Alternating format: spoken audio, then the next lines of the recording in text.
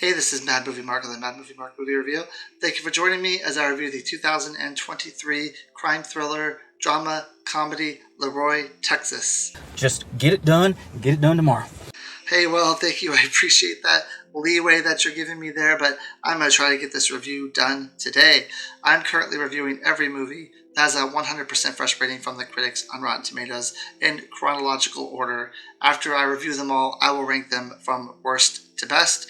This movie, of course, has that 100% fresh rating from the critics and a 65% fresh rating from the audience.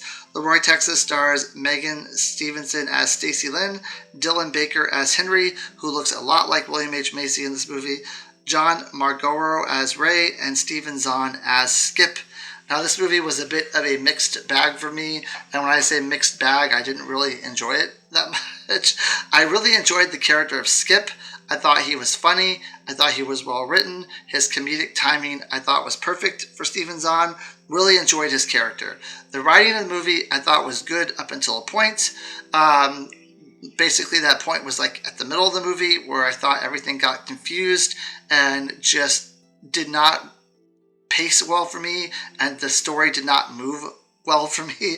I really hated the character of Ray in this movie. So Ray is the main character. There comes a point towards the end of the movie where he should have this realization, he should have this character arc, and it doesn't happen till much later, and it's incredibly frustrating. His entire character was frustrating in that he has, like, at some points in the movie, he seems like he's intelligent, and at other points in the movie, he seems like he is the dumbest person on the history of the planet. And it's really hard to watch him go back and forth from like sort of smart to incredibly dumb, sort of smart to incredibly dumb. And at the end of the movie, where you want this payoff to happen, it doesn't happen. It's so frustrating. He is one of the most frustrating characters I've seen in a movie in a very long time, because I really wanted to root for him. I really wanted to be in his corner, but at the end of the movie, he's so stupid that you cannot root for him, and it's so frustrating.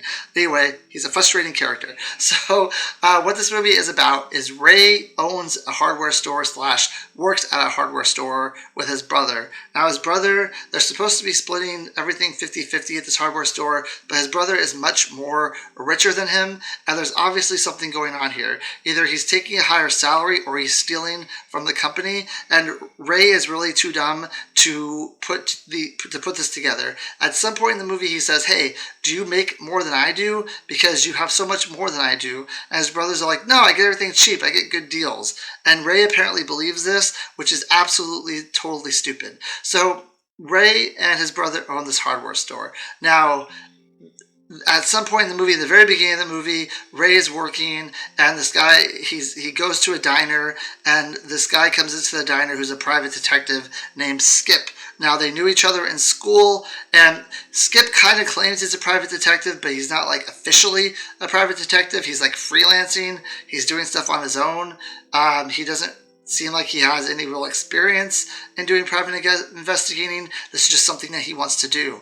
And while he was investigating something, he saw Ray's wife at a hotel with a stranger, or walk into a hotel where a stranger was. So he took pictures of her, and he says, "Hey buddy, look, I'm sorry, but I got these pictures of your wife. It looks like she's cheating on you. She went to a hotel with someone else." Now, Ray's immediate response to that is, "Who asked you to investigate my wife?" In which Skip says, "No one did." He says, "Well, mind your own business." And then Ray goes home and doesn't question his wife, doesn't talk to her about it, doesn't say anything, just continues on with his life.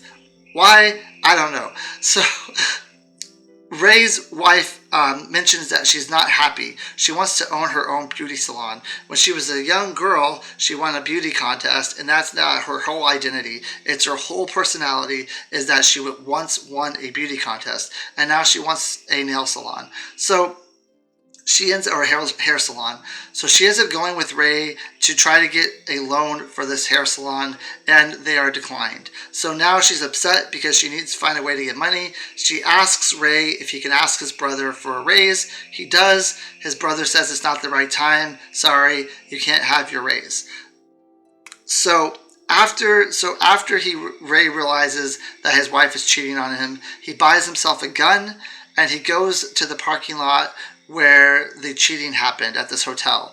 And he's getting ready to shoot himself, and some random guy pulls up behind him and gets into his car and mistakes him for a hitman, whom is Henry, the one who looks like William H. Macy. And in the beginning of the movie, we did see Henry kill someone, so he is off screen. He killed someone off screen, so he is a legitimate hitman.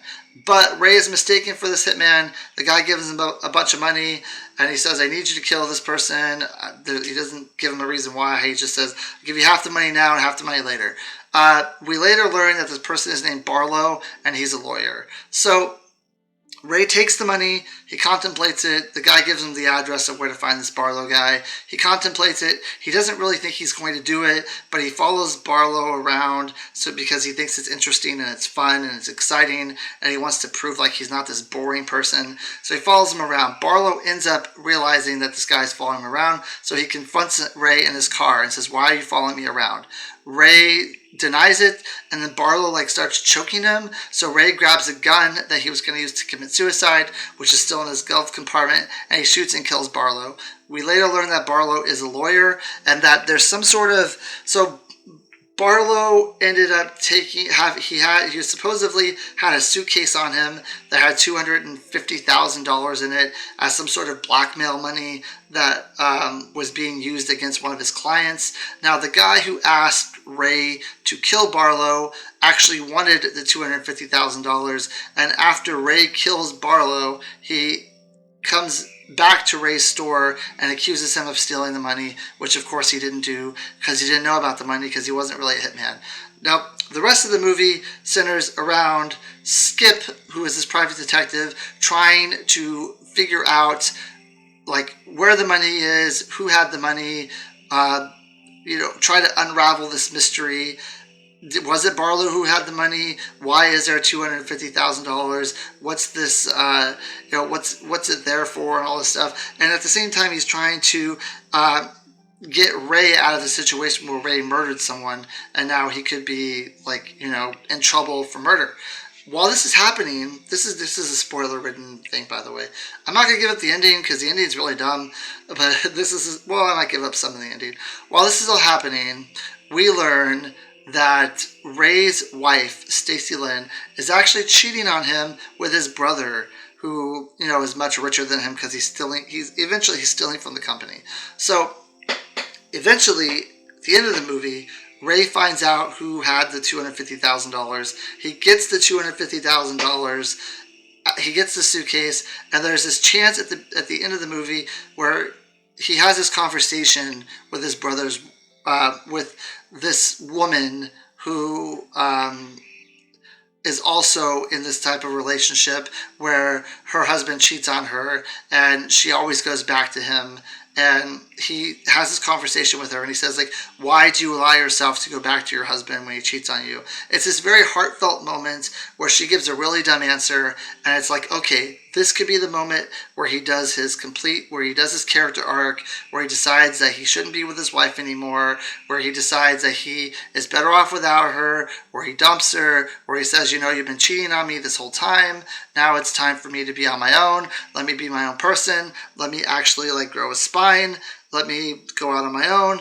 All this stuff, right? He has this chance to break up with her, to be his own person, to be this character that you want him to be, where he's a strong character, where he can stand on his own. Instead of doing this, he gets the $250,000 suitcase and he calls his wife. He says, now we can open up that salon you want because I have the briefcase. Even though he knows she's cheating on him with his brother, he still wants to give her the money, and he still wants to open up this nail salon, and it's completely and utterly stupid.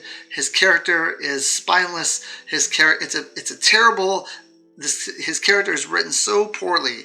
It is so frustrating. That's kind of when I checked out at the end of the movie. I was like, I can't care about this character anymore. I spent this whole movie rooting for him, hoping that he was going to clear his name, hoping that he was going to find the money, that he was going to break up with his wife, that he was going to finally start living his life, and none of that happens. So frustrating. So I'm not going to give away too much of the end of the movie with what actually happens with the hitman, what happens with the briefcase, how all that's resolved. You can watch it if you want. I will say the reason why this is a lot like No Country for Old Men is they don't show the villain that often. In fact, they very rarely show Henry, who is the actual hitman. It's not that often in this movie that he's on screen, but it's supposed to be that feeling that even when he's off screen, you're wondering where he is and if he's coming towards them and if he's going to be there. There's a sense of suspense, but none of that actually happens. To be perfectly honest, he was off screen for so long, I totally forgot about him until they showed him. They showed his face again. I'm like, oh yeah, there's a hitman in this movie. Forgot about that guy. It's such a weak character, and it's like, I don't know. It's supposed to be I think it's supposed to be one of the driving forces of the movie. Like I said, is the suspense around where is he? Is he around the corner? Is he gonna kill someone? Is he gonna do this? But he's completely forgettable. And for a hitman who's supposed to be he's a great hitman in this movie, but he doesn't drive the story at all. Like besides the fact that he's trying to also get this briefcase and he's trying to find the people who were involved in all of this, you really don't care about him. He really doesn't matter, to be perfectly honest. They could have stopped showing him for the halfway through the movie. They could have stopped showing him. He could have just not shown up again, and I would have totally forgotten that he was even there. Because he doesn't matter. The other characters in the movie, Skip, Ray, Stacy Lynn, they're the ones who matter. Henry doesn't matter at all. Didn't have to be there, which is just ridiculous for a villain in a movie for him to be that forgettable. But the movie was pretty funny. Skip had a lot of really good one-liners.